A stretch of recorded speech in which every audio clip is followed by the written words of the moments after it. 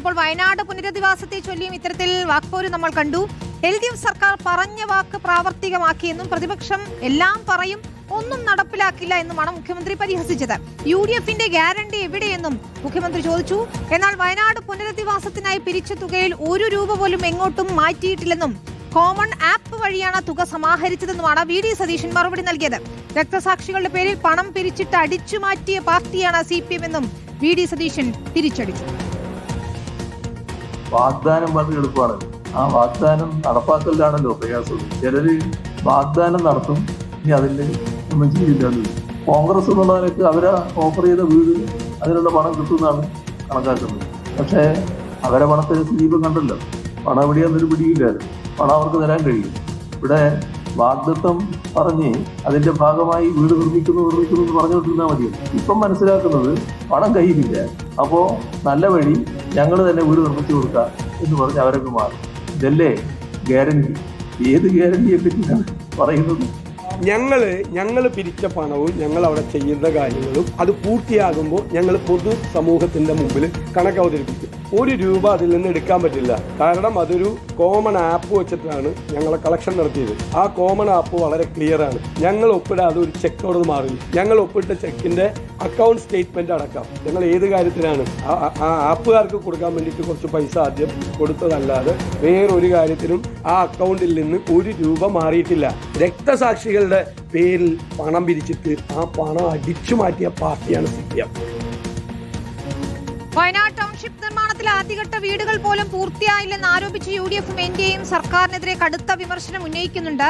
എന്നാൽ ആദ്യഘട്ടത്തിലെ 178 വീടുകൾ ഏപ്രിൽ 15ഓടെ പൂർണ്ണമായും സജ്ജമാകുമെന്നും ഇതിൽ 24 വീടുകൾ 5 ദിവസത്തിനകം തന്നെ കൈമാറാനാണ് തീരുമാനമെന്നുമാണ് ജില്ലാ ഭരണകൂടം ഇപ്പോൾ വാർത്താക്കുറിപ്പിലൂടെ അറിയിക്കുന്നത്. റഹീസ് റഷീദും ദീപക് മോഹനും ചേരുകയാണ്. റഹീസ് റഷീദ്, വയനാട് പുനരധിവാസവുമായി ബന്ധപ്പെട്ട രാഷ്ട്രീയ പോര് കടുക്കുകയാണ്. പ്രതിപക്ഷ നേതാവ് VD സതീശനെതിരെ പരസ്യമായി പ്രതിഷേധമൊക്കെ നടത്തുന്ന DYFI പ്രവർത്തകരെ നമ്മൾ കണ്ടു. മുഖ്യമന്ത്രി ഇന്ന് ഈ വിഷയം ഉയർത്തുകയുണ്ടായി. എന്നാൽ കണക്കുകൾ വീട് നിർമ്മാണത്തിന് ശേഷം നൽകാം എന്നാണ് VD സതീശൻ പറയുന്നത്. മാത്രമല്ല രക്തസാക്ഷി ഫണ്ട് തട്ടിപ്പ് തിരിച്ച് ആരോപണമായി ഉയർത്തുകയും ചെയ്യുന്നുണ്ട്.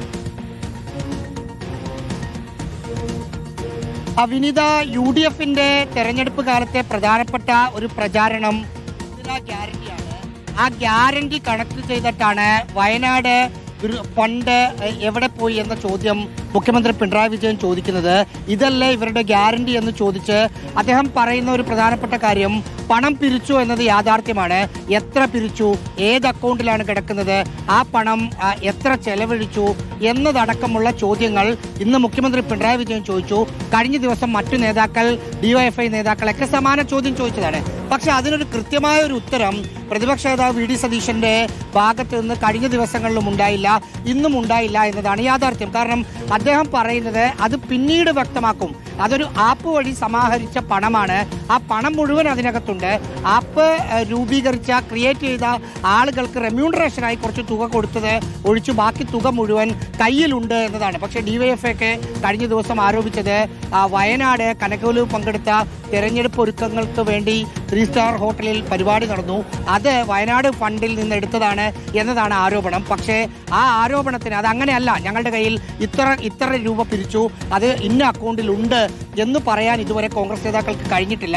പകരം ഞാനും VD സതീശൻ പറയുന്നത് എന്റെയും KPCC പ്രസിഡന്റിന്റെയും ജോയിന്റ് അക്കൗണ്ടിലാണ് ഉള്ളത് എന്നാണ് പറയുന്നത്. അതിനൊരു കൃത്യമായ ഉത്തരം വരും ദിവസങ്ങളിൽ UDF നൽകേണ്ടി വരുമെന്ന് തോന്നുന്നു. അതിൽ കേന്ദ്രീകരിച്ച് LDF അടുത്ത ദിവസങ്ങളും ചോദ്യങ്ങൾ ഉന്നയിക്കാനാണ് സാധ്യത.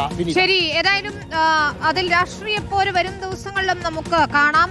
ഈ വീട് പണി പൂർത്തിയാക്കിയ ശേഷം കണക്കുകൾ പുറത്തുവിടും കൃത്യമായി തന്നെ എന്നാണ് പ്രതിപക്ഷ നേതാവ് ഇന്ന് മറുപടി നൽകുന്നത്.